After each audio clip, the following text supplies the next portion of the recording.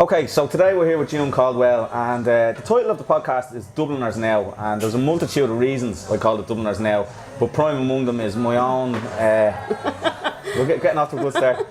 Prime among them is my own, the influence Joyce has played upon me as a writer and in life and stuff like this. And I wrote a review of June's book, Room a Little Darker, which is a fabulous book. I recommend you all go out and buy it now. But I said it was the best Irish short story collection since Dubliners. Maybe the best short story collection since Dubliners. And I don't think there's any doubt in my mind about that. I talk shit about a lot of things, but I don't talk shit about literature. So when I talk about literature, you know, I'm speaking the truth. So tell us about Room a Little Darker first. How did it start? Where did it come from? First of all, I was mortal when you wrote that. Imagine saying that to somebody, or pegging someone up as that, and then you've got to live up to it. And it was published in, where was it, Spiked in the UK, yeah. And then there were people in England going and getting it online and then writing, you know, this isn't as good as I thought. Did they really say that? Oh, some guys, sorry. I read that in Spike that it was brilliant. I thought it was real, like, weird and dull and whatever else. No, there was a lot of people, the feedback I got was they were like, you know, a lot of people got onto me, had bought it through that review and were like, oh yeah, you were dead right. It did really well. I'm not putting it down, but I'm saying, you know, you never say someone is too good just in case, like, you know. Well, I'm the other way. I like it when I get real bigged up, you know. No, I appreciate it, because in the English version then in the book that they reprinted, they put your quote on the back of it. Yeah. So no, I mean, I was trying to write for a while and I wasn't really getting anywhere. I was writing the odd short story, the odd short piece, and I actually just didn't have the confidence to put myself out there in any real way. You know how it is. It's just, you need a kind of a life crisis, or you need some kind of turn in yourself in order to get up off your arse and do that. And that came with, I was at home working as a carer full time. I look after my ma full time. I wasn't working. I'd left the Writers' Centre. I'd volunteered there for a couple of years, and I was just at home going mad. And I just decided to try and write. But then I had a relationship breakup, and I had one story. Sinead Gleeson gave me a chance to be in The Long Gaze Back, and I was the only kind of author in that collection where the publishers questioned why I was in it. They didn't know who I was or anything, you know. And that's outrageous. No, it's not. I can't say that because they went on to publish me. and I loved them dearly. But they hadn't heard of me. In fairness, they hadn't heard of me, because a lot of the other emerging writers that Sinead approached, you know, they were doing a lot of stuff. They were putting themselves out there. They were winning competitions. I'd come third prize in the mock short story competition for a piece that I wrote. And in like 2 or 3 days, it was very imperfect. It wasn't a good story, in fact. But I rewrote it for the book. And so I had said to New Island Books after Soma was in The Long Gaze Back, do you want a short story collection? They were like, nah, we're short storied out of it. Come back one day if you have a novel. So that was me. I just went off, and I think I did another springboard course out in IADT. I kept doing springboard courses to keep the dole off my back, so I could stay at home and look after my ma, because they had turned me down numerous times for carers allowance. This is the reality of the dilemmas, the catch-22s you're in.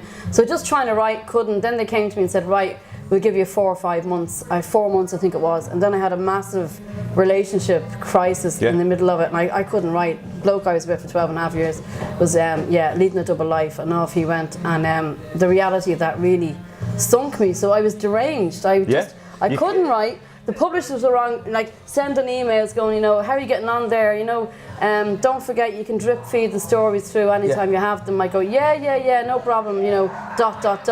Sitting there going, Jesus Christ, I couldn't write.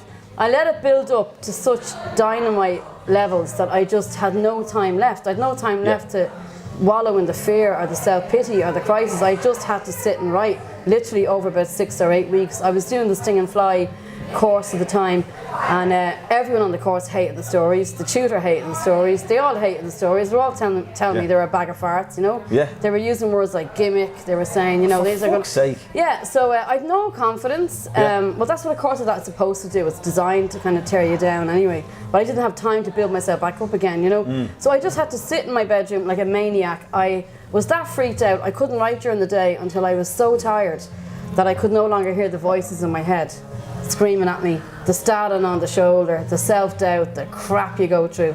And that's when I sat and wrote, and it's usually after midnight till about 4 in the morning. Well, you mentioned a word there that I think perfectly describes the stories, and I wish I had put it in my review, and that's deranged. And you know, to me, it just blows me away to hear that people didn't have confidence in them or didn't like them at the start, because I think there's a number of things going on in the stories, and you know, they are deranged.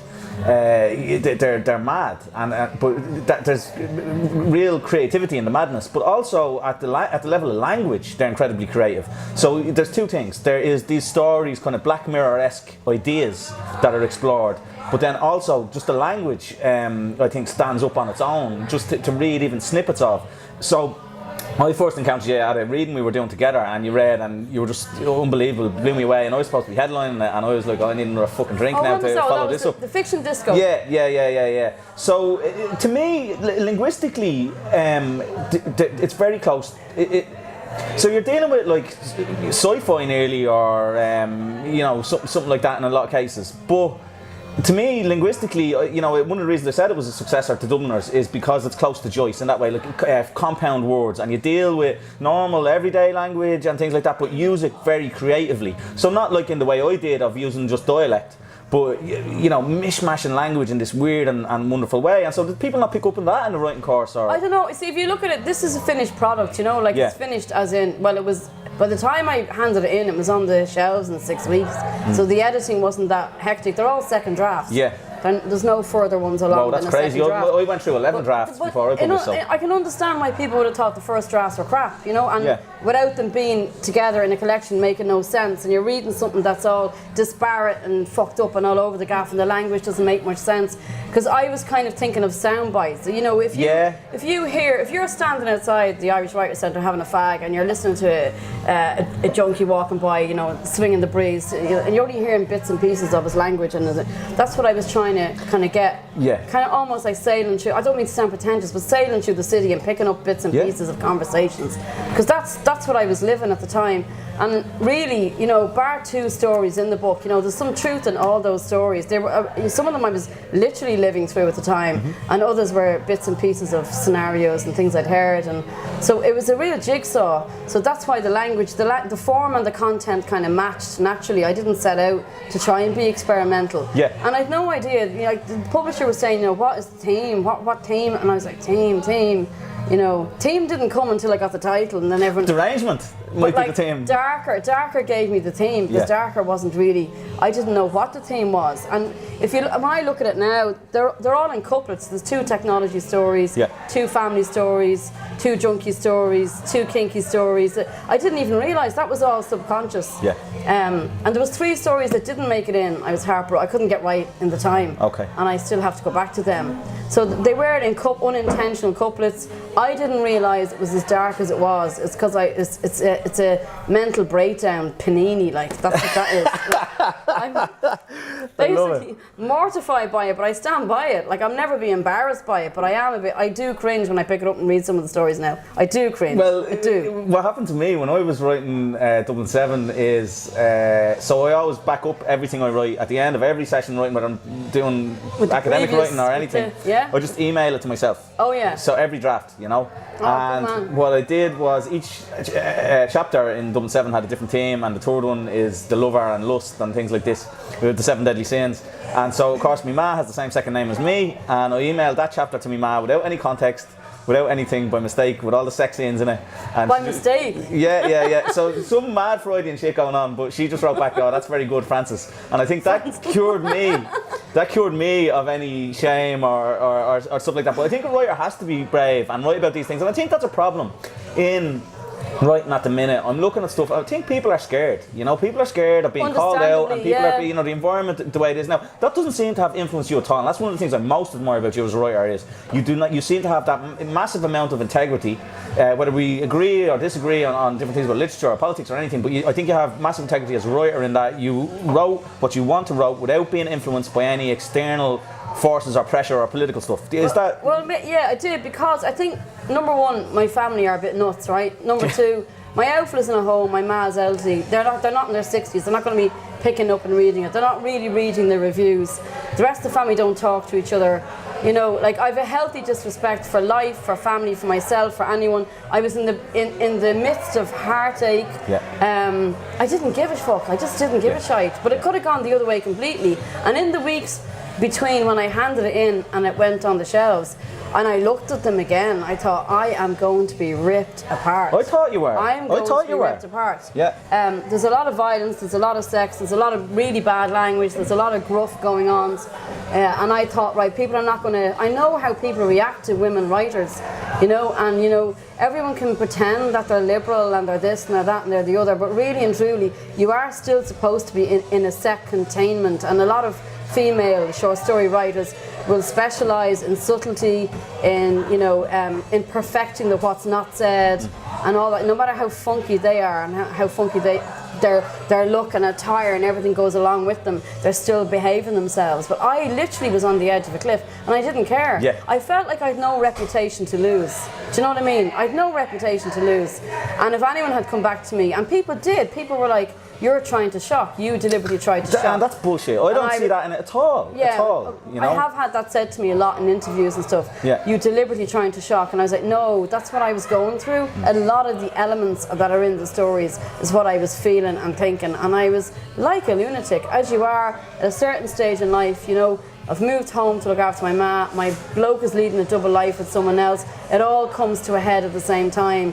Like, yeah, so it was just a horrendous time. And the pain and the vileness in that and the heartache is completely raw and real. Yeah. And that's why I find it hard to read now.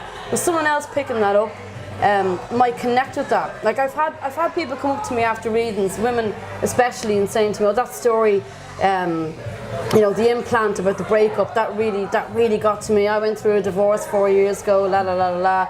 I had a woman come up to me at an event. I was so embarrassed, mortified about Impa the perverse. She said, I was in that world for 20 years. You know, I'm so happy that woman is free in her head. She got the better over him and all this. That's what that world is like. They treat women like crap and all this, you know. And she assumed I had some kind of insight, you know, but maybe I did, maybe I didn't. But yeah, and for me, once it connected with readers, if you can write brilliant work, but if it doesn't connect with readers, it doesn't get an emotional response. So as soon as I was delighted that I got one good review initially, but when people said to me they understood and they got it and it did something for them, I didn't care then what the criticism was going to be. Yeah, so I was asked at a reading, there was Q&A afterwards, and someone said to me, who do I think is the most rebellious Irish writer at the time? I think it was before this came out, but I said nobody, you know. Now I looked at the scene now, and not just in Ireland, I think there is a general trend worldwide of conservatism, even in stuff that's announcing itself as politically progressive, of being, whoa, don't say this, don't say that, don't say the other, do you know what I mean? And don't say the stuff that we're all thinking. We're under handcuffs like a lot of the time. Yeah, but you know, then I was thinking like Brennan Behan, so I said Brennan Behan shot cops, he shot guards, he shot guards. I mean, who do we have that would, you know, take any risk or is a bit brave, you know? And maybe I should have said you, but because I think it is brave, you know, I think it is brave. And one of the reasons that I appreciated it so much and that emotional response that I got was kind of catharsis and like, oh, for fuck's sake, thank God. And it's a relief, and you're thrown off these kind of oppressive shackles and thinking, okay, everybody's fucked up, everybody's weird, everybody's a bit deranged. But they are. Yeah, so I think, like, Brennan Behan's best quality for me was that irreverence. He was like, fuck you, fuck the Queen, fuck, you know, and you need that. And I think we've kind of come into an era of a new piety, where people are pious and sanctimonious in different kind of ways. And so was it cathartic to write? Because you've talked about the emotional pain that you were going through and the trauma. I felt like I was surgically removing a cancer right now. I'm not, and I hate to say that, and I hate to use that metaphor. No. And I hate to insult anyone by saying that, but I honestly did think I was going mad, and I thought I was going to die. So it at one point. It helped you emotionally. I couldn't believe what was happening to me. I'm not going to go into the details because I don't want to belabor anyone, but I couldn't believe I was hassled a lot by somebody who was involved with my partner, and that was going on for weeks and weeks, like emails, phone calls, and I just couldn't believe the details of what I was hearing as well, about the life that I thought I had. Every inch of it had been a lie. Every chance that I took with somebody had been a lie, and none of it was real, and that is an awful shock to your system. Big time, yeah. You suddenly feel like you're standing on another planet without the astronaut suit. You're standing there going, you know, why haven't I burning? I'm supposed to be dead here. That's what I felt like. And I remember sitting up in the bedroom chain smoking like tobacco, cigarettes, chain smoking rollies, and listening to the same songs over and over on YouTube. And I used to have to trance myself to get into the writing because I was so freaked out. I was so unplugged. It's funny to hear you say about your writing process because to me one of the things I can't do is write unless I've had a good night's sleep, and I'm a bit of an insomniac. But I can imagine reading Room a Little Darker. I can imagine it being written by someone who is hallucinating from lack of sleep and stuff like that. I was like, I never write drinking. I never drink and write. I can't even write the next day after pints. Yeah. Even after 3 pints or a few glasses of wine, I couldn't write the next day. So no, I never drank. I chain smoked. I stopped smoking when the book was in. I stopped smoking the rollies. Right. I just chain smoked, played music. Like I remember at the end of it when my ma was saying, I looked around the bedroom and there was like mouldy cups and all the shelves. I've tons and tons of the Billy bookcases in the bedroom. There was glass and shelves, 140 something like caked mouldy cups and glasses. And she said she was coming in taking about 6 or 12 of them away every day on the sly when I was asleep and everything. The place was manky. I was manky. I almost had dreadlocks. I was stinking. I didn't wash. I was just in bits, and I was. Anytime I got too messed up about it, I jumped back into the duvet and go. And like it got so bad. The publisher in the end, he stopped emailing. He was texting. He's going June. The last couple of stories. Any more like that's how bad it got. So I couldn't get to grips with what I had to do. And I remember saying to them, "Is there any way it could be the autumn?" And fair play to them, they just went, "No." It's gone ahead, and whatever you have, we'll publish. But they wouldn't have done. But they said this to me to scare me, and it was the right thing to do. This guy knew how to handle me. No one can handle me. That's why hats off to him. And he just went, no, you've got to get them in. We have you booked in festivals and stuff for the summer. So no matter what happens, it's going ahead. I was just like, oh, that was about March. It was on the shelves in May, you know. And this is the last couple of stories where I'm done. Yeah. Because like I had started writing in October. I didn't write for November, December. I tried to pick up the pen again in January. Your man sent a removal van down in February. Went through a whole other breakup all over again. Picked up the pen again at the end of February, March. Edited in April, on the bookshelves in May. Literally, that's the timeline we're talking. I had to go back and use some old stories and rework them. And it would have all been new material. But that's the kind of timeline. And everyone told me it was impossible. Everyone. Yeah, it's wild, you know. Like the thing is as well, I was reading it again today just to kind of refresh my memory about it and stuff. And one of the things I think about the strengths when you read, I think you're a great reader. I'm not good at reading aloud. I've always been very much interested in the visual. I mean, that's what I'm doing my PhD on, is on the visual appearance of text, and I've seen it as a visual medium. Whereas your stuff is kind of audio. I get the audio of it, you know. And I found myself reading very fast. When I read your stuff, it's a stream of, you know, that fucking prick and the fucking, you know, this kind of, you know, it's fast, kind of dynamic, you know. So how did you feel afterwards then? After this rush of everything, I was mortified when it was in. Then I looked at it and thought, right, this is going to be. Do you know what? I've had so many failures and so many downtimes. I don't give a shite. If it just sinks, I'll move on. I'll put myself away and I'll work on something else for the next year or two. And I didn't think anything of it. And then I got the first review. I can't remember. The first review was in the Indo, I think, and it was or in the Sunday Times maybe, and it was very well received. Then in the Irish Times. Then another one in the Daily Indo. Then it was whatever else. I was just like, Jesus Christ. And then I felt like a fraud. I was like, I got away with something.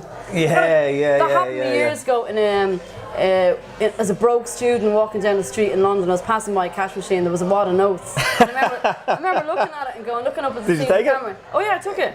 Good woman. Absolutely pissed broke. Then I heard they were doing it deliberately and like running after people and charging them for like. Oh really? Yeah, but I mean it was about 120 quid, and I remember so I just did it. But I felt like it was the same thing all over again, that I'd got a kind of windfall and I wasn't supposed to get it, you know. So one of the things people don't understand about the writing process is the other people involved in it. So you know, again, my academic study is on punctuation, and one of the things Melville, when he submitted a manuscript, he'd say to the editor, punctuate it yourself, and it'd just be like, you know, a big mess. So you got, you know, you had a good relationship, I think, with your editor and stuff like that from what you said, but the title changed, didn't it? So what were the titles? Well, this isn't your title.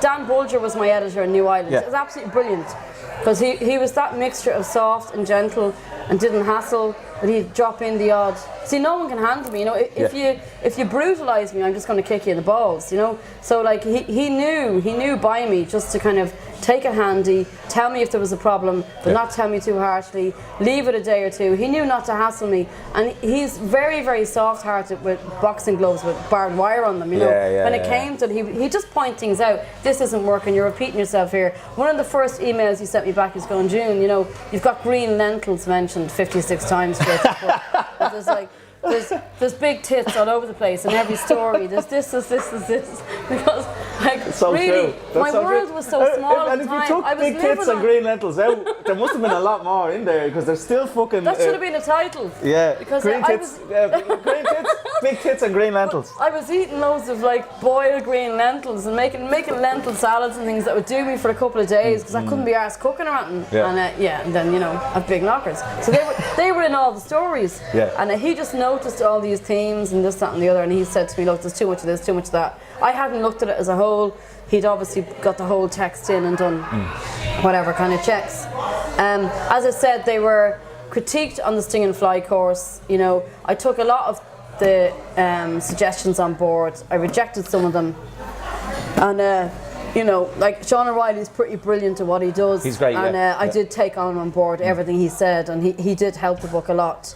But I don't think he liked it at all, actually. That's fair though. People have a different response. And I don't mind that people fair. that don't like my book or whatever. No, you know what I mean? I'm not precious That's, at all about yeah. You know, see, I think there's two important points there. So one of the most important points is that you have to take criticism and you have to take it unemotionally and all of that. But you also have to fucking retain control.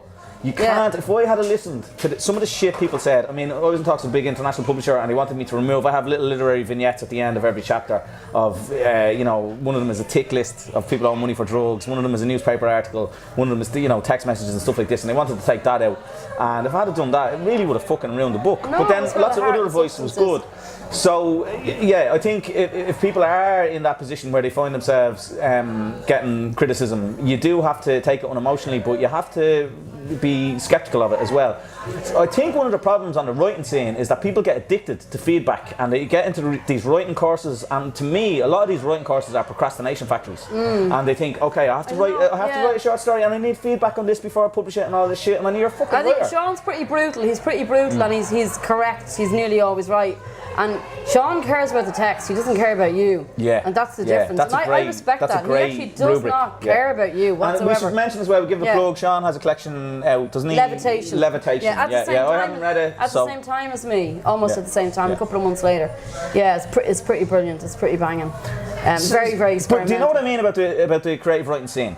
I think people get caught up in going to fucking book launches and they're on the writing scene before they're a writer, and 10 years later they're still there, and you know if they just sequester themselves, set themselves a deadline and got it done. I can understand. It's because I had a journalism background, I was used to criticism. I didn't care when I used to write feature articles years ago and an editor would ring up and go, that's a load of crap, change it completely, write it from the other person's point of view, didn't like this at all. The next time you'd write something, they'd ring up and go, that's great, we love it, and you'd be like, God, great, thanks, I'm off the hook.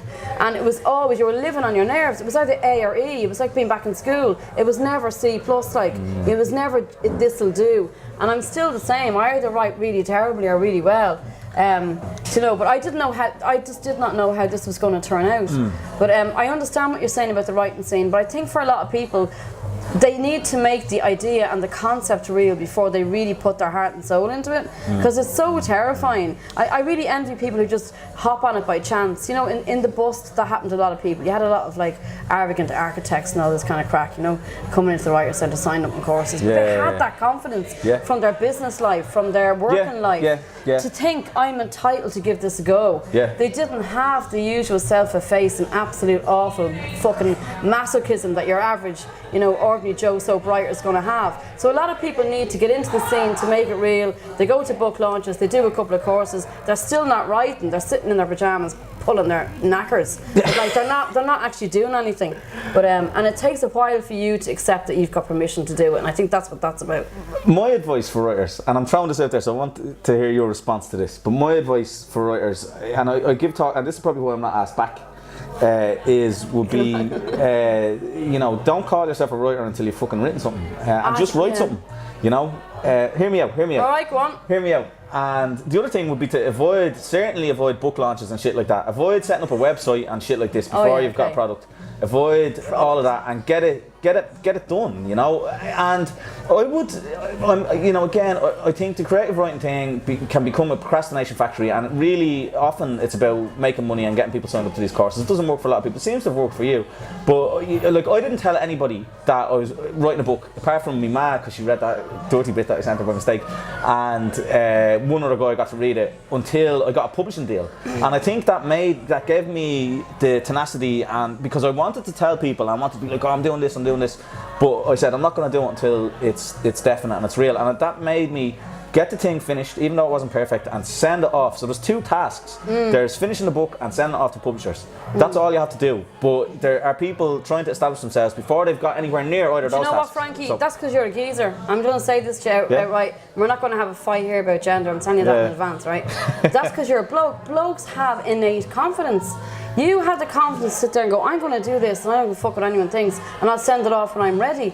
Like a lot of women don't have that. A lot of women don't have that because of patriarchy and sexism and that internalised misogyny and all that crap. I think testosterone probably plays a bit in it as well. I swear to God, though, even now I'm thinking I can't write a novel, I can't do this, and that's the female starting point on everything, and you've got to fight that. And the way you fight that is you make it real. Go along and meet other writers, and you're thinking, right. So I've heard how they did it. That's, they're an ordinary person. They're not just a finished product I'm picking up in I think you're right, and I know why you would suspect that I disagree with that. But for example, when I'm teaching, I find in class a lot, there was one student in particular who didn't contribute anything to class all year. This is a few years ago, and I was just like, oh, whattever. And she wrote me the best essay I've ever had. Yeah, you know what I mean? And this is hid behind the bush. It's not always the way. It's nearly always the way. I swear to God. Listen here. When I volunteered and worked in the Writers' Centre, I sat in the perk of being in that place when it was no money, then little money. I sat in on loads and loads of courses, right? And every week the tutor would say at the end of the week, right, who's going to submit next week? And the blokes would be, and you'd get some young one sitting there like this, or some mithered housewife going, and then she'd hand a piece in 6 weeks later, and it would be absolutely bombastically brilliant. You're right. You're right. I saw this over and over and over, and I saw the confidence problem and the confidence game. That is right. It is a game of resilience. Yeah. It's a game of confidence. This isn't about ability, and it's also about thinking process. Getting it on the page and getting it down on paper is about 20% of it. The rest is what's going on in your head.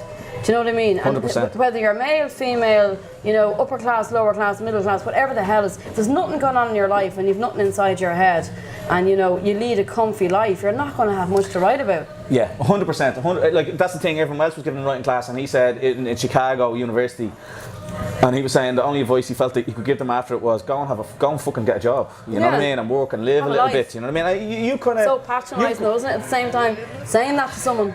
Listen, when you've been through some shit, you've made it, go and get out there and get a life and get a job. It's like. I don't know. But no, I think I agree with you.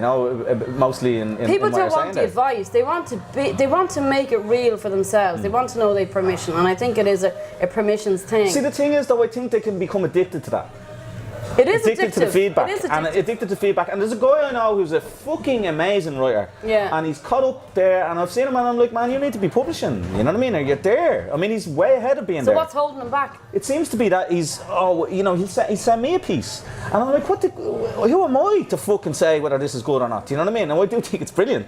Yeah. But there's a couple of people I know like that are in my view, some of the best writers that I've encountered, and just don't have the you know, they're caught in that thing of I want to get what you're feedback. saying, but I think as well also when you're on the courses, it's like anything. It's like when you're in a college course, you have to produce work, right? So you have to produce work. It's a way of getting you to work, and you have to get focused. Yeah. And I think there needs to be an end point then. So there needs to be an end point. You need to go off and work on your own. And I found a lot of the courses, the people carried on meeting, say even once a fortnight, once a month afterwards, and that worked for them. And they're meeting years later, and they're still writing, you know.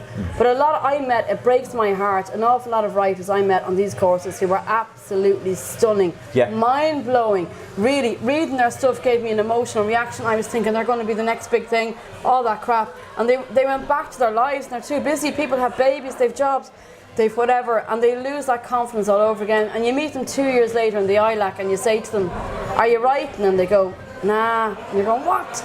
Nah, I don't know, you know. Maybe I'll go back and do another course. And you're like, okay, someone like that's never going to do it. They're never going to do anything. They're never going to do anything. They're not going to get involved in the sport either, or you know, they're not going to get overly involved in anything. They're comfy in their lives. They need a kick up the arse. They need something shite to happen to them. They need a bomb to drop. Scrambled eggs beside a steaming ghee pad, Carol after the mattress, little brownie with ants, 2 empty packs of amber leaf, wet jeans, sun tearing in the window through an A-line skirt she stole from Yellow Teeth, Bagface and Oxfam. Book of Yeats's poetry open on a fumble in the greasy till and add the halfpence to the pence. Leather Joe's address book with dead dealers whacked by the Nike gang in Finglas. A picture of his granny curled on a couch holding a bunch of chrysanthemums. Monster Holy Mary in a punto blue dress peering down her seersucker top. Carol's shoe stuck in an antique trumpet, his passport, loose turf, sunglasses mounted on a Stanley knife, pink edible necklace. It was too late in the morning to leave the old bank. Pinstripe would be downstairs, showing clients around, giving it the high dough, this and that. Sash windows, very versatile, safe room intact. De Valera lived around the corner. They locked horses on the towpath around the back. Used to be a hotel. Ladies with hats. Imagine what you could do with it now when the stock market goes back up. Priceless mirrors. Legend says there's a ghost. 16 rooms up above would make a great hostel. Original Victorian chimney pots. Gonzo decided to hang on a while and have a wank. He wanted to bang the nurse in the matter who took bloods. He wanted to bang her because he talked down to him. He wanted to bang her because of the dirty way she leant over and smacked the vending machine. Big pillow tits bobbing all over the gaff. And well she knew it, and well the old codgers with the fucked hearts knew it, and well the pleated receptionist with the tall latte knew it, and well the trolley push and hunchback in plastic green knew it, and well he knew it. They'd jelly wobble when he gave it to her goodo. She'd have to shut the fuck up saying shit about Hep C, muslin, skin poplin. If Carol took mushrooms when breastfeeding the day before the baby died. He wanted to bang her for saying things he didn't understand. Subcutaneous. Legs tied back with washing line rope so it could all slug out. Abracadabra sauce on a big hot smelly kebab. He wanted to bang her. One of the things I think is also neglected a lot of time in these instruction courses. It's I'm kind of in conflicted mind about this, because say in Trinity when you do literature courses it's kind of a canon and you have to read these books, yes, that kind of thing. And some of it is bullshit. Like we were talking about, some of the stuff only ends up in the canon, and well, a lot, like there's a big publishing process. So great stuff doesn't get published, things like this. And Brennan Behan, for example, only was able to write because he was locked up. he would have been too busy painting fucking houses if he hadn't been doing a few years stint for shooting at the cops that time. Yeah. But at the same time, there are writers who put the cart ahead of the horse and start writing before they start reading. So what books would you recommend writers should read? What fiction should writers read? Do you think? I'm a terrible reader. Really? I barely you didn't read my book, did you? Yeah. No, I did, Frankie. Oh, did you? I read bits of it, yeah. I'm Bits not of reading it, anything. bits of it. I haven't sat Bits down of and it. Bits of it. He says this to me every time we meet. No, I was a terrible reader. I went off. I loved English in school, and I went off to. I worked in a pet insurance company in London for cats, dogs, horses, and tropical parrots. Right? Yeah, I was. Why does that not surprise I was a claims assessor, and it took me 3 or 4 years living over in the UK to qualify as an ethnic minority, to qualify for a grant to go to college under a scheme where the Irish in the early 90s were declared an ethnic minority, while the brothers were blowing the crap out of the place. Right. For me to get into university without any qualifications. I had no qualifications. I didn't make the leave and didn't nothing. So I went to university and I picked English with writing and publishing, and I thought I'd love the English. I loved English in school. Yeah. I hated literature at university. I hated what they did to it. I hated how you were supposed to like wrangle it and manglify it and come up with all these stupid, ridiculous essays. They kept pointing out my Irishness. Why don't you write about Macbeth in terms of the north of Ireland and south of Ireland? What are you talking about? You know, you Oxford privileged prat like in your tweed suit. What are you talking about? I couldn't get any of it, and the amount of reading you had to do, each module was a book and a half a week or whatever it was. I was like, this is nuts. Hated it, and I really regretted the fact that I didn't do something solid like criminology or history or just anything solid bar English. I just couldn't stand it, and that gave me a hatred of reading after that. I read very, very little. And then I went back to Dublin and did a postgrad in journalism, so I read non-fiction. For years I read non-fiction. I didn't read any fiction at all. I'm only started reading fiction again back in the late 2000s. Right. Yeah. So what fiction books would you say influenced you? Well, hold on. So I said Joyce. I can see the hallmark of Joyce over this. Was Joyce an influence? I didn't read Joyce. I tried to read Ulysses several times, and I just gave up. It's a difficult book. It is a difficult book, but now I understand the beauty in it, and I understand. I've read excerpts and things, and now I can go back and do that. And Ian Sansom said that on the MA up in Queen's. You know, dedicate one summer of your life to going mental and reading Ulysses and allowing yourself just to go mad. And I think it was David Norris at the Irish Writers' Centre one Bloomsday gave a great speech about how it was supposed to be orated, and he said it was like the vernacular English films, you know, it's all like it's not the slang films, but I can't remember what term he used for a lot of the old kitchen sink dramas and stuff in Britain at the time, that it was supposed to be orated. It was all about the speech and about speaking out loud. It wasn't supposed to end up in the laps of academics, all that kind of crack. And when he said that to me, he said that to me, and I went back to read it, and I read it out loud myself.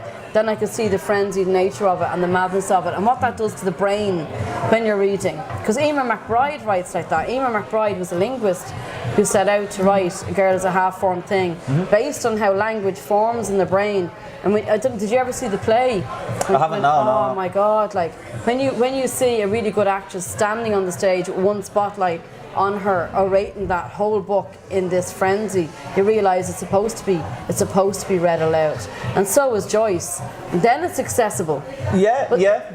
It would have been accessible to people at the time who knew the street lingo and the whatever else and the madness. It's not accessible to, you know, a toff living in 1995 who's wandering around battling with his thesaurus, trying to understand what Joyce meant. Yeah. That's what turned me off literature in a university environment. Well, one of the things I think you have in common with Joyce is that just snatching bits of sound bites and putting them in. I did that as well. I wrote down things that people said for years, like just little interesting snippets.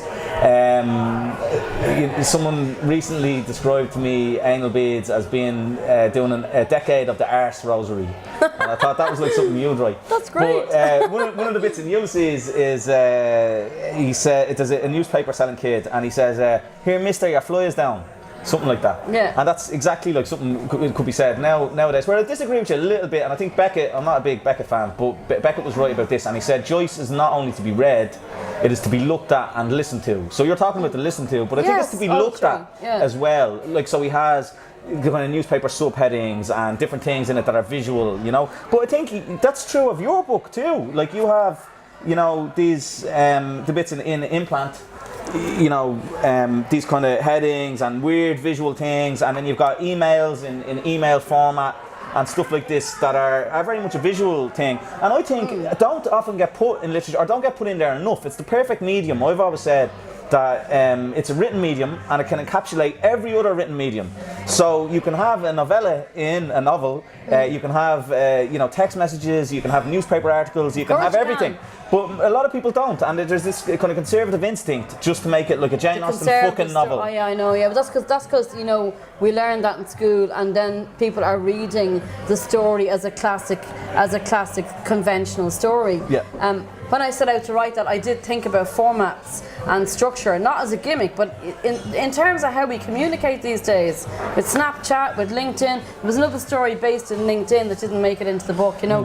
I thought about that for each of the stories, because I got back in touch with an ex-lover, a real pervy guy, an absolute weirdo, on LinkedIn. I actually heard he was dead about 10 years ago. So you got in touch with some perv on LinkedIn, right? Suddenly he's there, you know, going, you know, well, look at you, aren't you doing well, and la la la la la. And this is all told through this kind of, you know, this kind of environment where it's all about your CV and your profile and talking yourself up and all this crap and nonsense and what are your specialities, and you just have this perv. What are your specialities? Yeah, you just have this perv coming through that, you know. Yeah. That's really interesting contrast. Yeah. So I wanted to have a look at stuff like that, and also in terms of the implant, it was the idea. Somebody had said to me that there's data chips in our food boxes, in our fridges. Like, this is true, right? In some of the processed food that we buy, where it's only telling you how long it's in the fridge, telling base how long it's in the fridge, if it goes into a green bin, where it ends up, right? So I just took that a step further and thought, right, if our lasagnas are capable of spying on us from a fridge, you know, what about a contraceptive implant? Yeah. Which my ex may or may not have bought me as an alibi when he was fucking the other burb. Anyway, so I imagine that you have this too deep into this stuff, contraceptive implant, you know, reporting back to base. Yeah. And don't worry, I have it in writing from him. He doesn't give a shite about the story, so he can't be sued.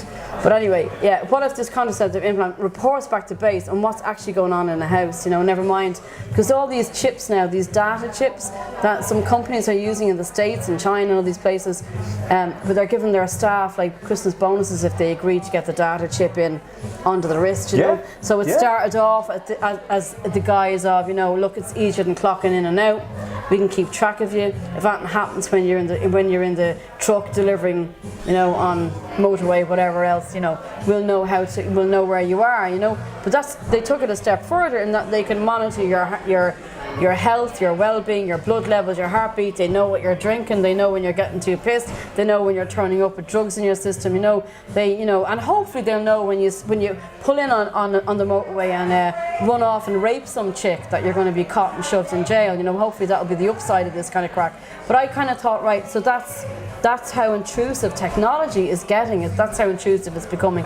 Let's look at how to work that in a story. And the only way to work that in a story was to have the implant reporting back. And a tech guy had said to me that's what it would do. If it was reporting back, you'd be getting 001, 002. That's how these. So they have people who are being monitored like that for hearts, for very bad hearts, for diabetes. And the monitoring comes in on these printouts like that, 001, 002. So that's all authentic. I looked into that.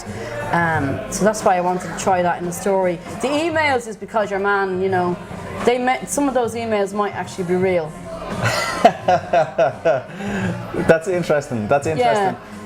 Like with Dublin 7, a lot of people conflate with me with Shane, and like I find it surprising because even friends will say things like, "Oh, I loved it when you did," and I'm like, "Hold on a minute here." Like I was involved in the anti-drugs movement when I was his age. My dad, the dad in the book is a video. I was on the other.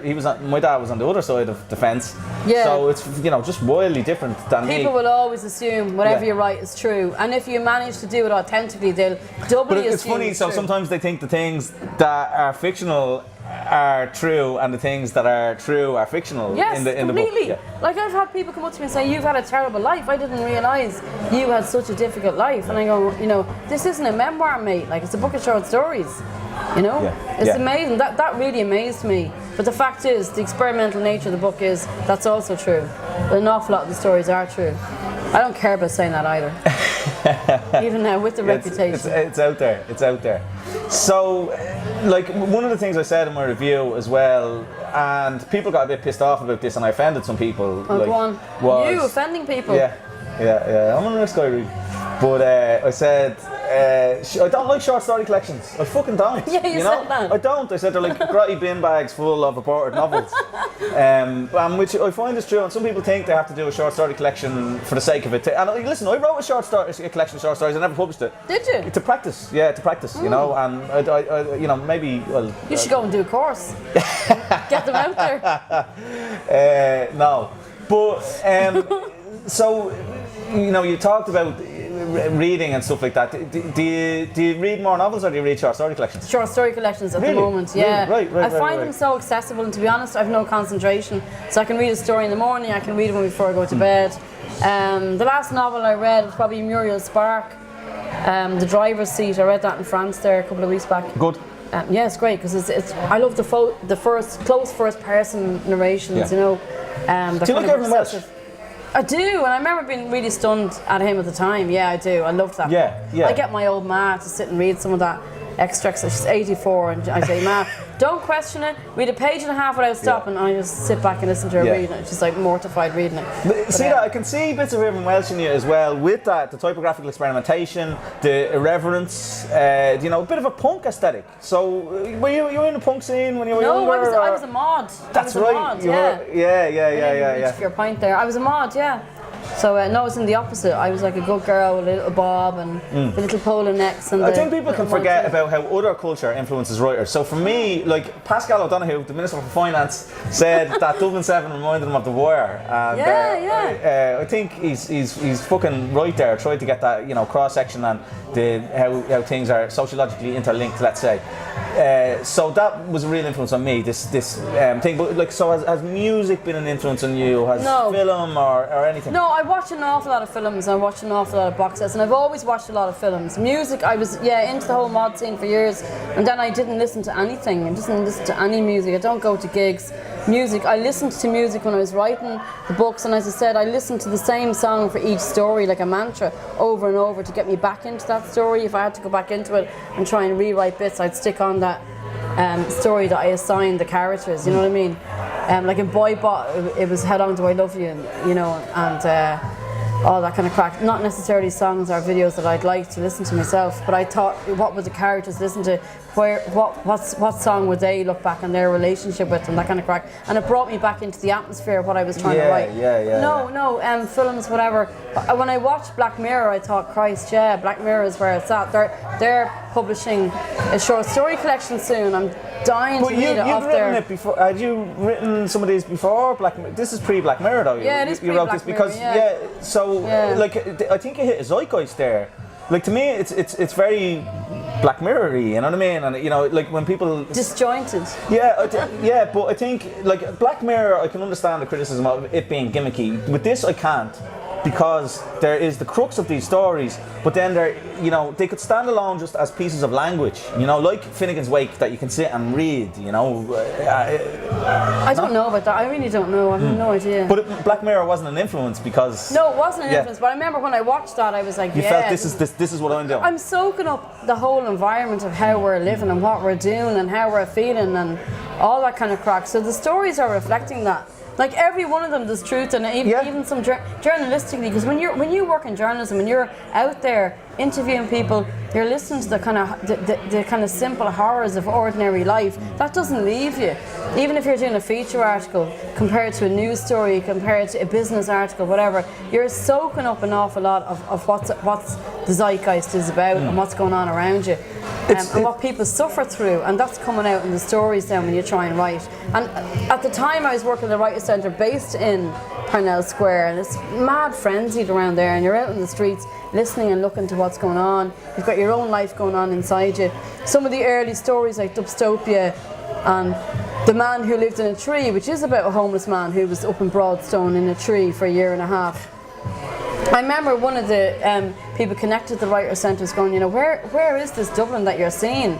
Like, I'm not seeing it when I'm cycling along, and I was like, where are you looking? Are you looking up into the trees, mate? Like, and it just depends. Again, it's what's in your brain, and from the eyes where you're looking out from.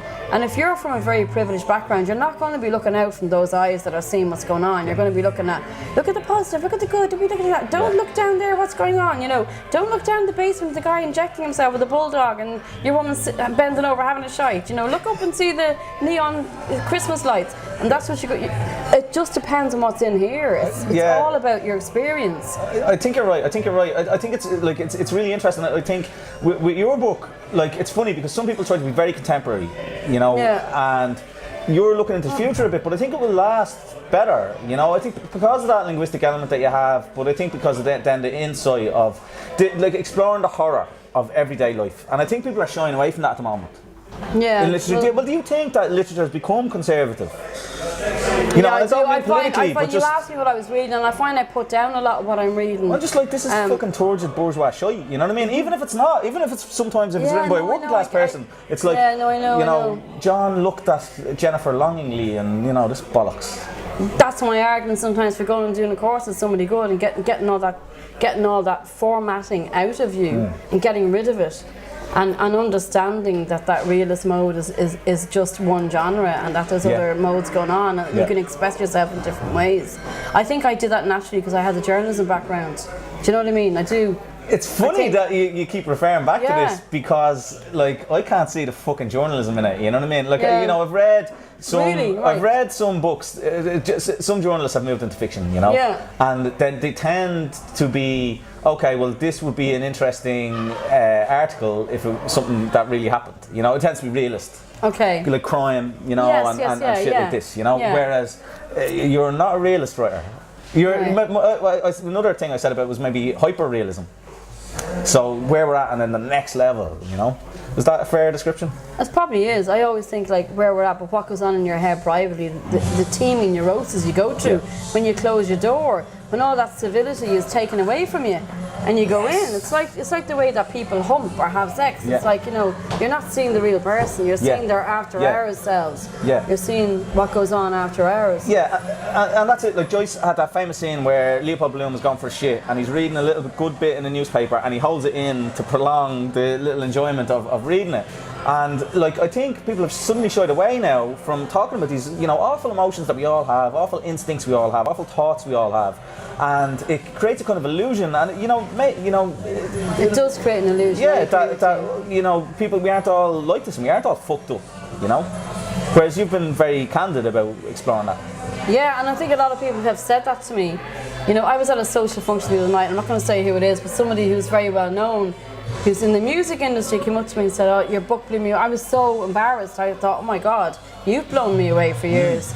And they were like, "You know, no one talks with those hidden feelings, those things that are going on." And I think that's what it did. It's like, it's vile. It's a bit like psychotherapy. It's a green bin of the human self in a way, that book. And I don't care about that. I don't mind that it's that, and I think there'll always be an element of that in my writing, but I think I will try and go on and do something a bit more poetic or whatever else afterwards. I think it is very poetic though. I think it's very poetic. I think the language really is beautiful. I think some of I think you have a real skill for metaphor, for example. The ones I cited before was, you know, and this one isn't shocking, it's snow being like claps meringue or whatever. And then the other one was the woman spreading her legs like a faulty mussel shell, which I thought was, you know, clumsily spreading her legs like a faulty mussel shell. And these little zingers that you get, like, and you just, I wish I had kind of written that, you know, when I read them.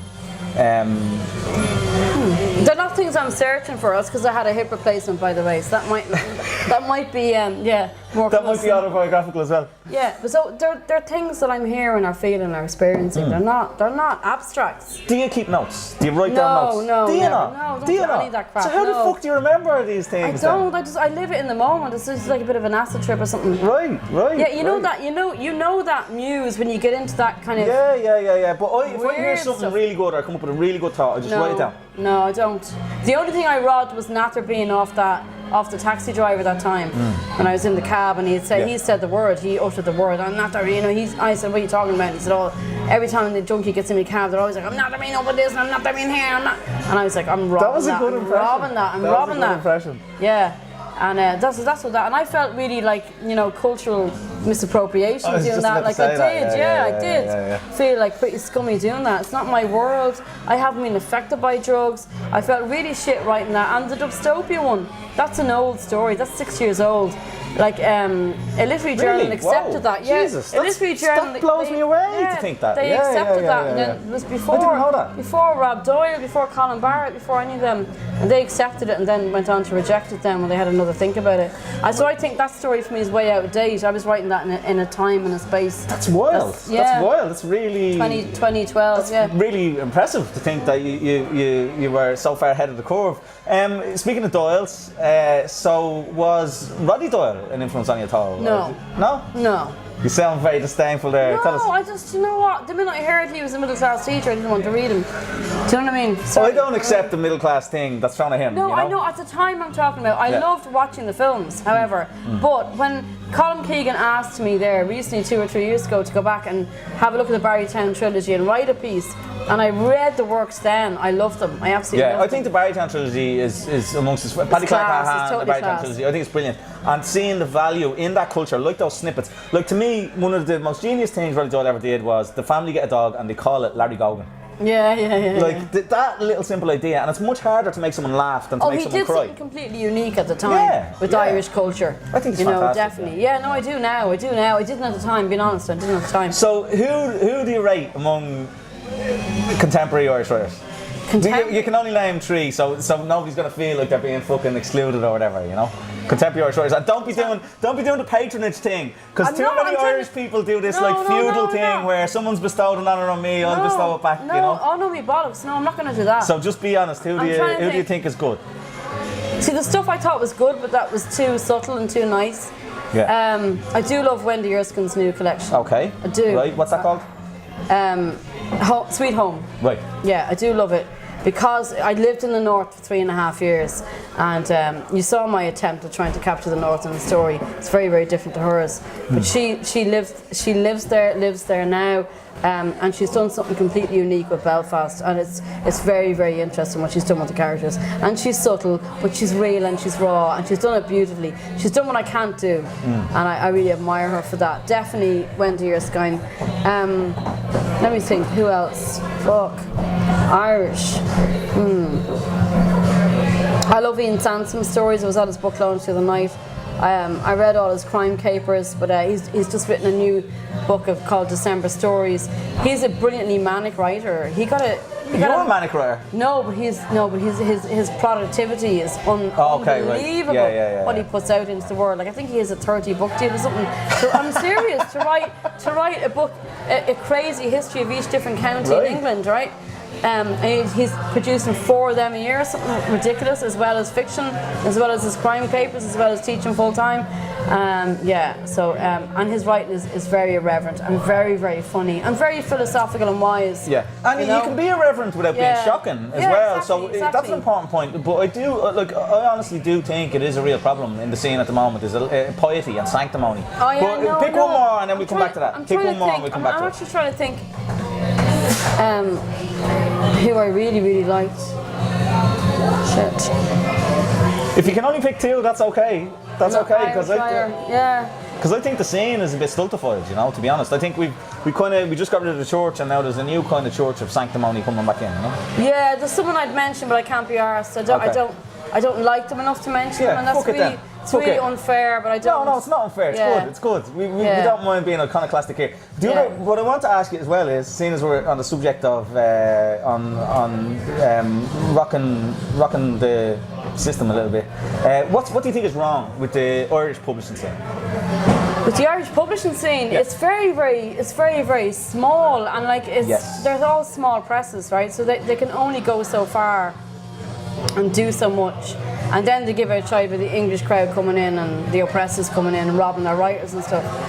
I will say one thing: they take chances that Irish writers can't get anywhere else, so they will pick up a lot of writers. Like New Ireland picked me up. I wouldn't have got published any other way, you know. And then you get robbed then by an English vulture, all that, yeah, whatever, I can't be asking. Like, what are you supposed to do as a writer and say, oh no, I'm going to stay with a small publisher? Mary, listen, fuck that shit out the window for a start, right? Because, I mean, writers are in such a bad position. Yeah. I wouldn't blame any writer for any kind of deal or anything they do. Ireland's a rock. Ireland's a rock. It's a rock. It's the mentality of an incestuous, famine-obsessed, dick-face, incest culture that is so up its own ass that when it comes to literature, it's all about putting the canon back out there and they're not looking to European literature. They're not influenced by European literature. They might allow themselves to be influenced by American literature.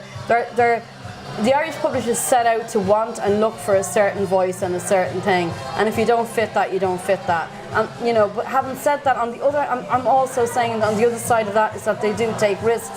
But I think that the fact is, the matter is, they have no money.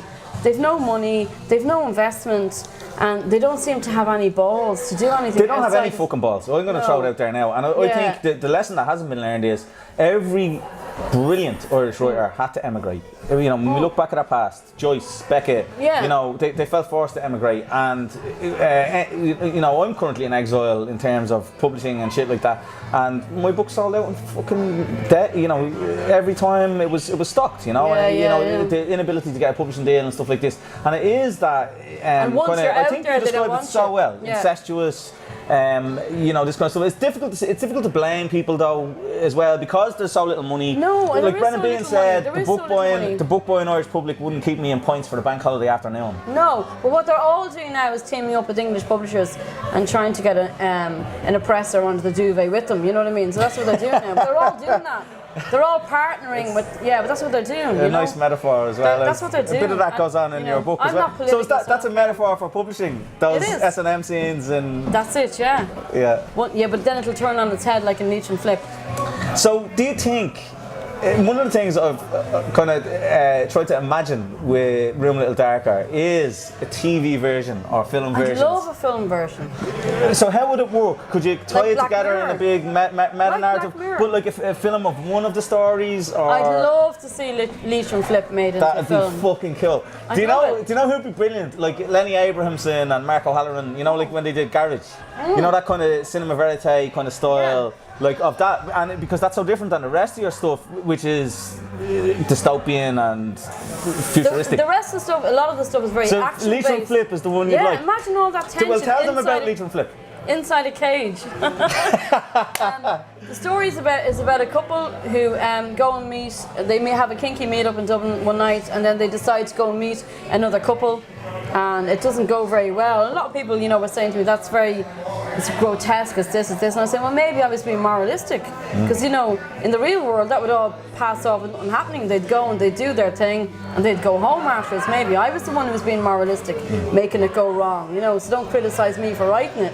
Maybe I'm being the whoever, So I'd love to see a film version of that, because I think if all that tension took place. Yeah. And the difficulty I had imagining films of the other ones, you couldn't do a film of Boybot.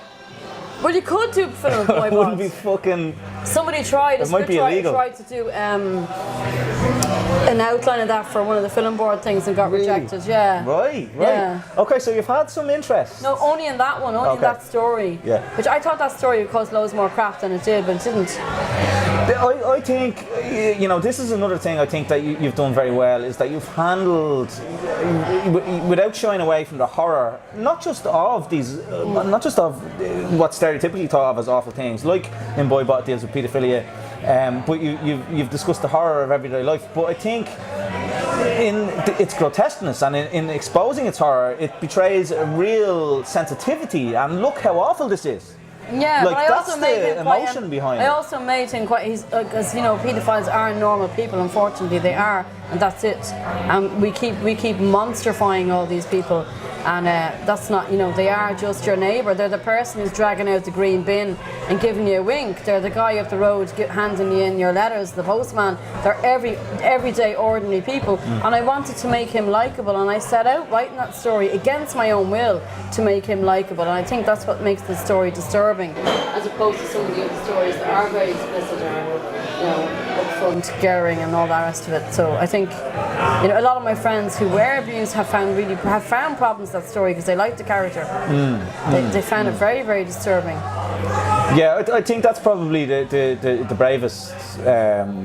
Reviewers rarely mention it. I think people are embarrassed by that one. As they are about the family ones, there's very few that mention. Yeah, this is a good one. Yeah, the family things that you've spoken about, that's really where the horror of everyday life comes on, and kind of mixed emotions and stuff like that. The death one told backwards was just a different kind of idea. Dear John, I'm grand, and I hope you are too. I really do. It's not easy being a Banquo, the tragic way we Macbeth ourselves. Even if the running plot is from an established or cosy source we thought we understood. The witch's prophecy is there to tell us that intense introspection kills. So know that it is me who feels for you now, not the other way around. No more demands. Though I'm prohibited from ever being close to you in the flesh, John, we will never be able to willfully see each other again. That smashes my heart up. To that end, and with a clear view to moving on, I want to write finally to tell you about my life-changing experience meeting with Connor. The salon was pure wild. At first glance, it looked like a tea dance in Mullingar back in the 1950s. All these lads sitting shy and dumbfounded on wooden chairs, pressed up against the wall. In front of them, a row of 10 or so boy bots in meat mode, orating their tentative first words. Now, this shouldn't be funny, but there was one guy down to the very end who was obviously had a bit of a head start, turning up before the rest of us, married with 5 kids apparently. He had his cock out and he was sobbing like a right Nancy. His boy bot Tim was jerking him off, but the worst function was stuck on funky or something, and the clinic medic was trying very hard not to raise his voice. Come on, Hugh, let him touch you with an open mind, an unburdened heart. There's no shame here. A robo-engineer, the circuit like a greyhound hare, trying to source some castor oil for them. Please, no please, Jesus. Your man Hugh was hollering. Like, totally surreal stuff. They had to escort him out. A bemused clinic medic holding him by the elbow. Another carrying Tim, who was still gripped on. But anyway, they bring Connor in, right? Lift him in as he's not in stroll mode, and I program him fully. He's wearing black Tommy Hilfiger jeans and a ribbed grey polo neck, a right mop of blonde curls, lovely green eyes, and lips that are probably a bit burgundy but for my taste, but whatever. The startup button is behind the left earlobe, right? So I press it, and I swear to God, the little fucker's eyes lit up like love. Michael, this is wonderful. I've been thinking long and hard about meeting you. I have heard so much. Our journey will be a good one. The clinic medic scribbling down his notes, watching my reaction to everything. I mean, I was swearing, thinking, am I doing okay? Am I doing all right? I say, it's great to meet you, Connor. I think we're going to get on just fine. Next thing, a smile as wide as goalposts. It melted me a bit. I caressed his arm, and he leaned forward and placed a fleshy hand on my shoulder. I have a feeling we will be great pals, Michael, he says. And you know what? I think we will be. Things that you mentioned a couple of times, and I was holding back on getting you to talk about because I wanted you to have a few more gargles in you, so you tell us this is the real dirt on it. Yeah, go on. Is the journalistic career. Yeah. So there was a particular episode in it that I found absolutely hilarious and horrifying and terrifying at the same time. You know what I'm going to say? No? No, the Johnny Adair's wife. Oh, element. that second thing, yeah. You don't mind talking about that? I don't mind. I was wondering if you would be open to talking about it. I don't give a shit. It bores the crap out of me. I don't mind talking about it. Yeah. So I wrote a book based on Johnny Adair's mistress. Now, and everyone goes, the wife, and I go, no, the mistress. Okay. So just at this point, I should say Johnny Adair was a UDA brigadier, or yeah, he was in the UDA. He was a commander in the UDA. Commander, of C Company, which were notorious for sectarian murders in Belfast. Yeah, during the Troubles. Yes, obviously. And he's out of jail now, and he's living in Scotland. You know, and he can sue your ass. Yeah. He can fucking suck my cock. He likes that as well, apparently. That's also in the book. Apparently so. So tell us about that. Allegedly. So it was his mistress. So it was his mistress who was with him, because like the milkman, this is where the milkman is really, really controversial, and which is why I love the Booker winner. Those paramilitaries, they all had wives, girlfriends, mistresses, hookers, prostitutes, they had everything, every brand of everything, and they had it all. And if somebody who was that powerful chose you at the time, you had no choice in it. And that's what happened to this woman. She also, got off in it completely. But she came back from a life in England, arrived back in Belfast, in her early 30s after a broken marriage, skinny with the long blonde hair and the tattoos and looking, whatever, walking into the local pub, and your mum was like, who's that? And she wasn't the usual birds who were around and done and used and dumped and all that kind of crack. So she was new meat on the block, and that's what it was. It was a butcher's block. This is the way they go on about women. So he chose her, and she was like, who's that little fat wee asshole, And then heard that he was this big guy who was causing all this rumpus and he'd all this, He's a murderer. Yeah, but she didn't see him as that. She never ever saw him as that, But can you say what she said to you? He had a grey heart and he was so soft and this. I got really disturbed because I went up and I lived with her for a few months when I was doing it, going up and down. So what was the book called? In Love with a Mad Dog. Thankfully it's out of print. Gillian Macmillan. God bless you. Reprint it. Handing $5,000 over to anyone to write a book during the boom on anything at all once you're a journalist. Yeah. So anyway, thankfully, I did a one-page book outline synopsis without even having any research done, because my ex told me he could get me an interview with her, and Gillian Macmillan wrote back going, yes, we'll have it, and that was it. And again, I had 3 months or something like that.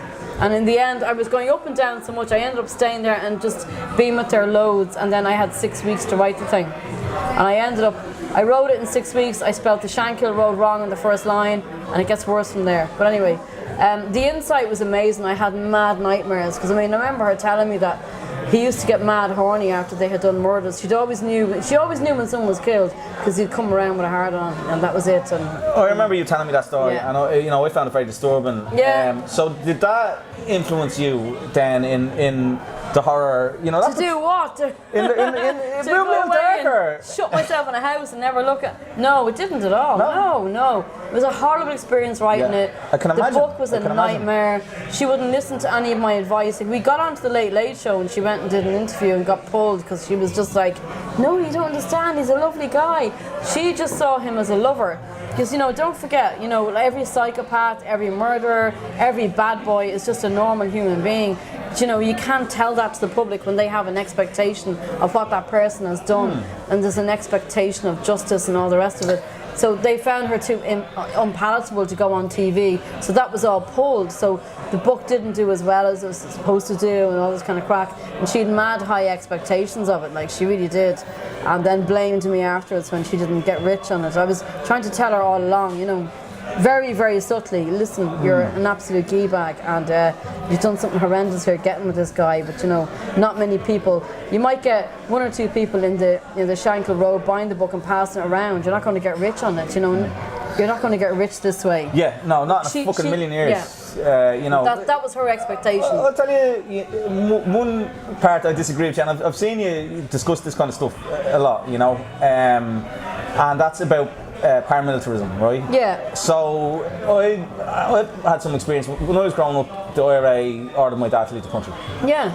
And you know it was a difficult time when I was a kid sure. and stuff like that. You know what I mean? But there was corruption in the IRA, right? And you know. But I would say there was a lot more corruption in the guards. And when Paul Williams talks about the IRA and drugs and shit like this, like nobody's ever been convicted of IRA membership and possession of drugs, right? Serving Gardaí have been caught selling drugs, and it's been proven now they were selling heroin in Leitrim, your favourite spot, and stuff like this. So I think taking you know from the stashes, very sincere. And if you look at the footage from Long at that time when you were writing that book. When people went in to talk to them, the IRA prisoners were running Irish language classes, reading Che Guevara, reading groups and all of this. I know and they were, the UDA were having ecstasy parties and having sex with each other. Yeah, they were, yeah. So, and you know, then they hung one of the young guys and all this kind of stuff. So I think there is a big difference. Did that crap? I think there's a big difference. They all did that crap though. The IRA weren't taking drugs in prison. I don't care if that's, I'm not saying if that's how you delineate, I don't care. There's a difference.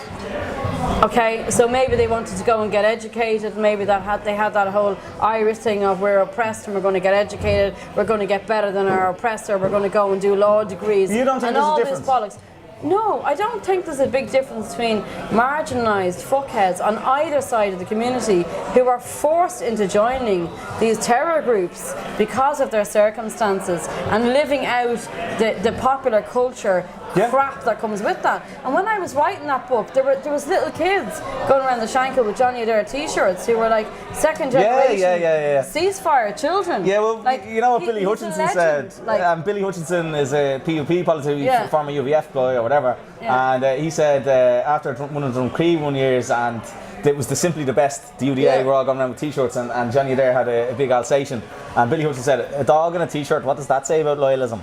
Yeah. But like, you don't think there's any distinction? You think they're all the same? But do you think the guards are the same then? Do you think the guards are the same? Let me answer one question first, right? I've spoken to IRA guys who were completely duped and taken in at 14, 15, and they only found out in prison how they were done and how they all got caught. And how they all got shoved out of the way once they did their duty. Yeah. Do you know what I mean? And how they all got stitched up. And they're all pacifists now. One guy actually is haunted by a massive bombing that he did, that he took part in. And he's a pacifist, la la la la. They didn't know how they were getting dragged in. They were all being used on both sides. It's very, very easy to point out the really crap working class kind of popular culture gold watch gobshites who went off and did, oh my god, I'm so sorry Frankie, and I don't wear a watch. But it's so easy to point that out on the other side and go, you know, we were educated and we were this and we were that and we had 800 years behind us and they didn't know you know, I mean your woman, they were like, they're awful, but do you think the guards are the same? People. I don't know the guards. I interviewed both sides of the coin as a journalist. Okay. I don't know many guards. I did work for a Garda magazine for many years. So that was like that entailed going up and down the country doing. I found out they were blocking me, or they were doing station profiles. They were following me on Twitter, and I blocked them immediately. I was like, fuck those guys. I don't know. I don't have an insight to answer that. How can I answer that? Okay. Fair enough. Fair enough. We're going to have to. The whole format of the podcast is non-adversarial because there's too much. There's too much adversarial shit going on. So we'll have to agree to disagree. I don't take any offence to anything you ask. No, I know that. I can't answer that. I can't answer that. Do I think that that's something I want to ask you as well, is because like that you don't take offence. I found that book horrific, and I had awful nightmares afterwards because the way that she whittled down. I can imagine. I found the anecdote fucking horrific. Listen, have you read the book? Even the small facts that most of the people in the Troubles who were killed, the tit-for-tat killings, were killed during the soap opera hours because they knew they'd be in their sitting room watching the soaps. They knew they'd be at home with their kids watching the soaps. So most people were done between the hours of 7 and 9 because they knew they'd be sitting in watching EastEnders or Coronation Street. Like, that's how ordinary and stupid it is. You know, loads of people were done for riding Johnny Adair's missus because she went off into other counties and went to nightclubs, went back up blokes and woke up the next morning going, do you know who I am? all that kind of crack. When you consider and think about the horrific ordinariness of that kind of egotism, that's where the real horror lies. Do you know what I mean? That families suffer such losses based on something so stupid. Random and stupid, yeah. That wasn't. My reasoning for doing the book, because I was asked that a lot, why did you do something on the other side? The other side, you know? Meaning what? I wanted to write a story about any woman in the Troubles. I didn't care what side she came from, because I was so sick of hearing about the cocks that were out there, the paramilitaries, the big boys, the bad boys. I never ever heard a woman's story. What about the state? The police, the soldiers. Yeah, I know plenty of people wrote books about spies, wrote books about whatever. We never ever heard a woman's voice in the Troubles. There wasn't one biographical book done. And I didn't care what side she was on. And I knew nothing about it before I went into it. But it was horrific and it haunted me for ages. And I totally regret doing it. Really? Yeah, completely regret doing it. Yeah, I totally regret doing it, yeah. What do you regret about it? I regret the experience, I regret the outcome of the book, I regret where it led me in my own life, everything about it. I hate it. Yeah, everything. But I don't regret taking the chance on a story that I felt needed to be told. Yeah, because you're not a person of regrets, generally. Yeah, no, it's a hard experience. You know, like, the thing is as well, like, you do talk about traumatic stuff that's happened to you. Like, but this is somewhere else I see a fine distinction, you know, and maybe I wish you could see the distinction I just tried to suggest, but I think there's a fine distinction between you and people that play this, oh, poor me card. I don't see you do that at all. Yeah. I don't see you play the fucking poor me card at all. No, I don't. Even though you do refer to this traumatic and bad life circumstances and, you know, ongoing troublesome life circumstances for you at the moment as well with being a carer and stuff. Yeah, no, I did regret it, and I don't have many regrets, but I do regret writing that book. Yeah. That's amazing to hear. I do regret it. That's amazing to hear.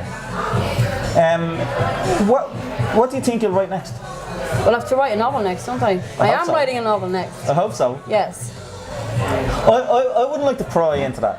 That's okay. It's about one of the missing women. It's about a history of misogyny in Ireland, basically.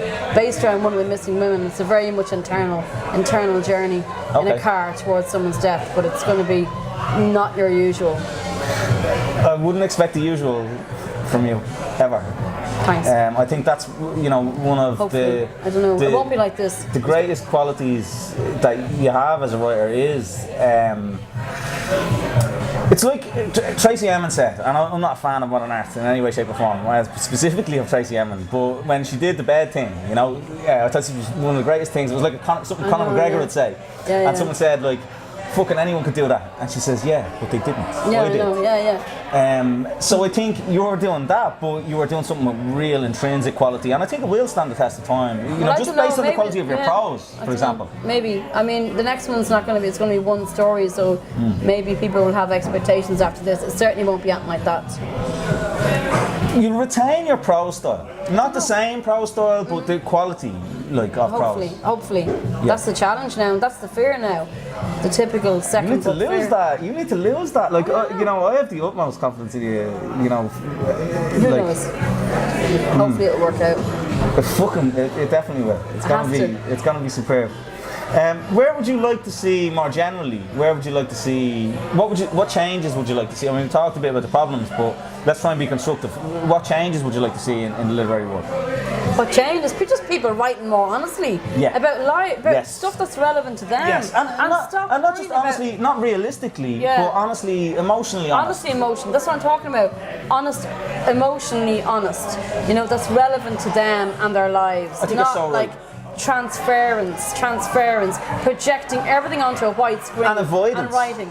Avoidance. I'm not talking about these awful emotions and awful experiences and awful fears that we all have. Even the nicest, most civilized, most cute person in the world with the best life has an awful lot of crap going on. They know they're going to die. They know, you know, and this is another thing as well. We didn't really talk about class, but I think with gender, race, class, all of these things, there are middle class guys that have had a much worse life than I have.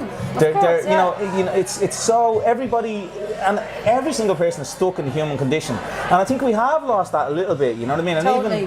That's what literature does. Yeah, that's what literature. That is the point of literature: is to reach other people and for them to reach you. It's that human connection. I think it's so right. And if you're not getting that and you're not doing that, well then don't write. Do something else. Go and play golf, and that's what we're doing, isn't it? That's why businessmen earn money and I earn shite. You should earn more. You should earn more. But hopefully, some people will be prompted to read your book by this podcast. I don't care. I don't care about money. I don't care about money. I never have. Literature is much more important to me than money, but I would like to have my material needs met. Yeah. You know, I think it's very difficult to write in a situation of precarity. No, it is. Yeah, it is. Yeah. Or maybe it's not. Maybe it's that fear that gives us the stick. No, I don't go with that. No. Poverty being the delicacy and all that shite. No, I don't go with that. I've just got an arts council bursary, so I can relax for a few months. You know, I'm surprised they gave you a bursary. On bills. I'm surprised as well. Yeah. They have. Or are you? The book's done well, and that's what they do, isn't it? I would have thought you'd be too hot to handle because you are so honest and are so brave as a writer. And I think that, you know, like I said, I think there's been a real retreat in terms of honesty, you know, and a kind of real conformity and not rocking the boat. You know? There has been, yeah. But I think that's going to change again now. After Anna Burns, I've real hope about that. I've real hope. Yeah.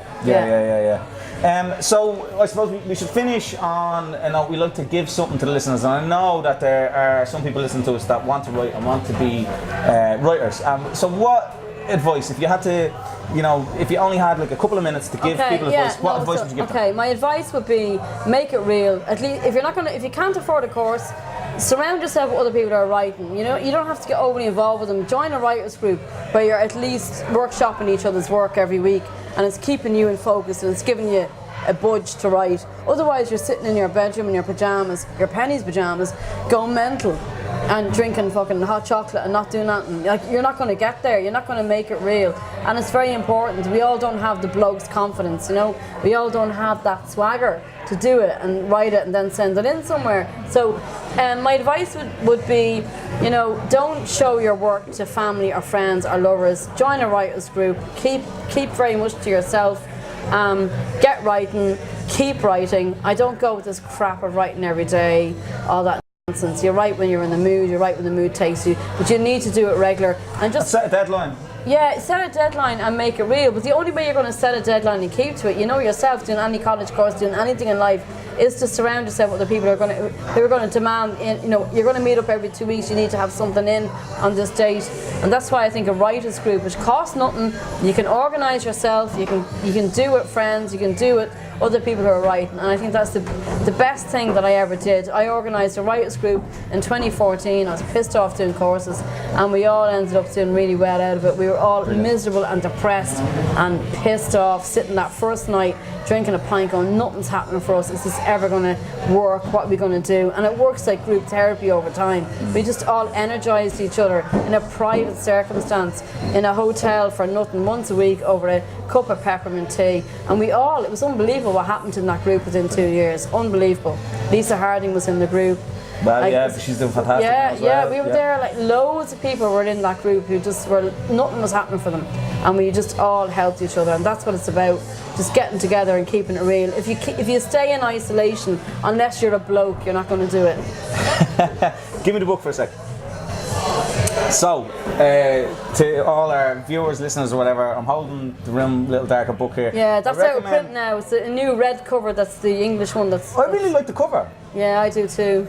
But it's now the English one has the robot cover on it though. Yeah, cool. I like the cover of that as well. Yeah. You know, that's out of print. But seriously, get it. And you know, I don't say this lightly. You know yourself. I don't recommend books much, and I don't review books much. You don't recommend life much. Our people, our books. Yeah.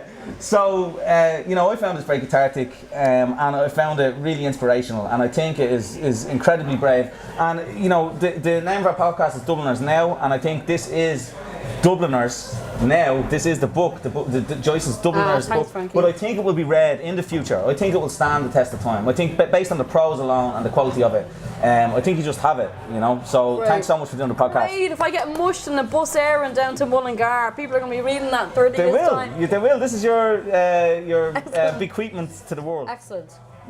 Thank you. Thanks.